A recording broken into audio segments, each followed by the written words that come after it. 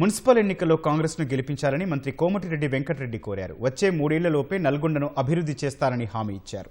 జిల్లాలో పలు అభివృద్ధి కార్యక్రమాల్లో పాల్గొన్న మంత్రి శంకుస్థాపన పనులు చేశారు. 200 కోట్లతో ఔటర్ రింగ్ రోడ్డు నిర్మాణం, 700 కోట్ల రూపాయలతో నల్గొండలోని భూగర్భ డ్రైనేజీ నిర్మిస్తున్నట్లు తెలిపారు. సంక్రాంతి పండుగ సందర్భంగా టోల్ గేట్ వద్ద ట్రాఫిక్ను ఎప్పటికప్పుడు పరిశీలించాలని అధికారులకు ఆదేశించారు. వచ్చే మున్సిపల్ ఎన్నికల్లో 1-2 సీట్ల మినహా 45 సీట్లు గెలిపించాలని పట్టణ ప్రజలను కోరారు.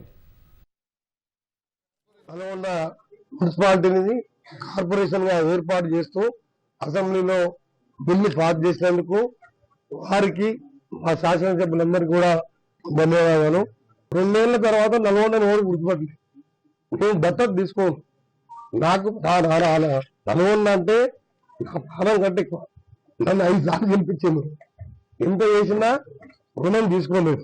అందుకనే ఈ రోజు నల్గొండ ప్రజలకు అన్ని సౌకర్యాలతో స్మార్ట్ సిటీగా హైదరాబాద్ కంటే బెస్ట్ సిటీ ఏముందంటే జిల్లా కేంద్రాలు నల్గొండ చూసానికి రావాలి.